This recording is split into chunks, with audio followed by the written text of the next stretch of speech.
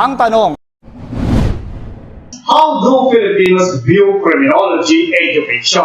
Aim Smart, your review authority.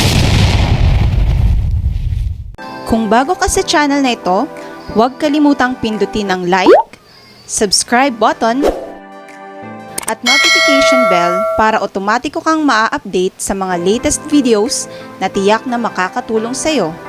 Para ipaliwanag ang kasagutan sa ating tanong, naririto na po ang ating abang lingkod, ang ating Justice Buddy, Attorney Jeffrey Bahita. Isang mapagpalang araw sa ating lahat. Hello everyone! Today, we will discuss about the Philippine Criminology Profession Act of 2018 and other relevant matters. Aim Smart, your review authority.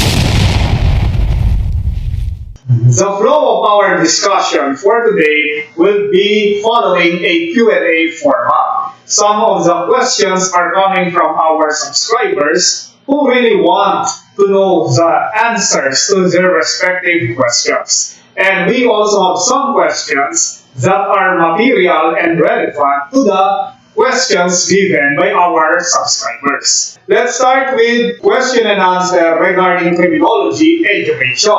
Considering that most of our audience are coming from the members of the academy, both faculty and students as well as administrators. Aim Smart, your review authority. This is the question of Francis Anoche.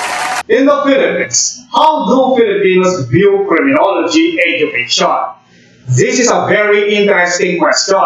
How do Filipinos view criminology education? To give us a quick answer, many Filipinos view criminology education as the starting point or the training ground for those who would like to become members of our Philippine National Police. However, this is just the common perception because in today's video, we will discuss and explore what are the other possibilities or opportunities of graduates of criminology education. Aim Smart, your review authority.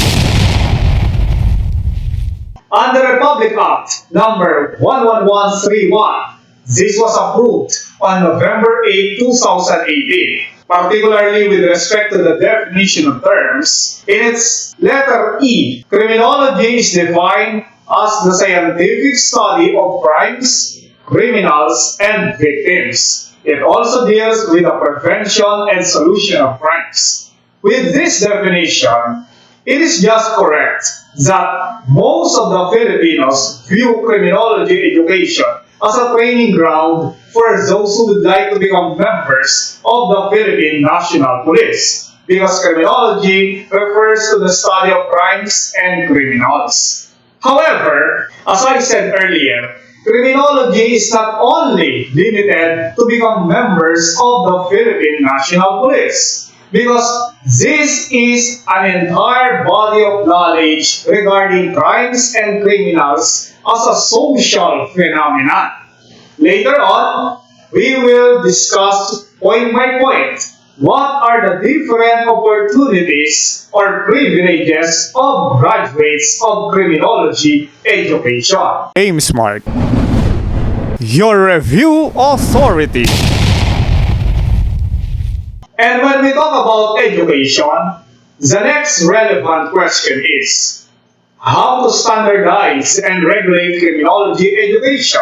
Criminology is an education and also a profession, and this must be standardized. Not everyone who would like to specialize in the study of crimes, criminals, and victims may do so. There are several standards that we need to know with respect to regulating our criminology education in the country. The number one agency of our government that is mandated with respect to regulating our criminology education from the Bachelor of Science in Criminology going to Master of Science in Criminology or Criminal Justice and up to the Doctor of Philosophy in Criminology, or Criminal Justice, all of these are regulated by our Commission on Higher Education, or CHED. Aim Smart.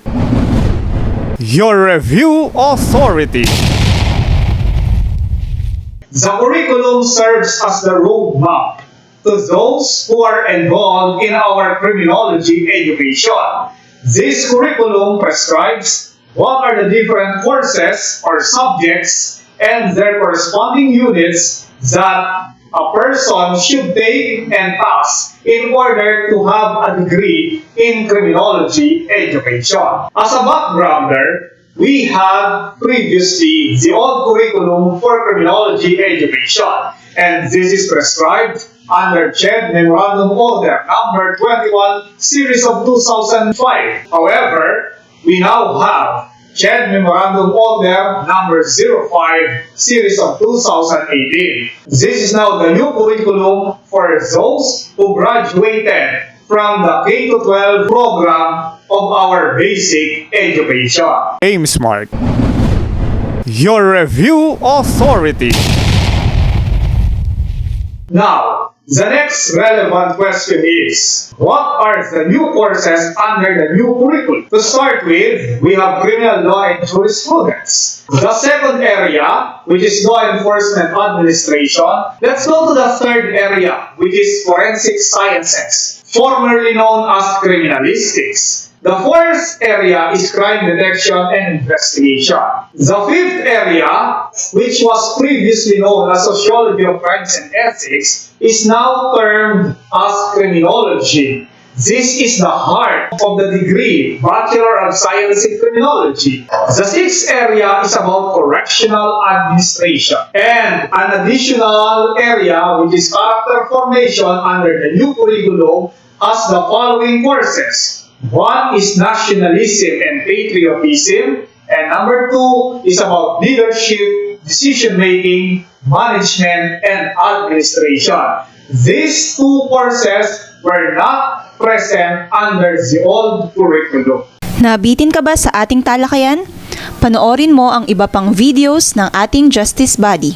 Dahil ang sabi sa Kawikaan 13:20, ang nakikisama sa may unawa ay magiging matalino, ngunit ang kasama ng mangmang ay masusuong sa gulo.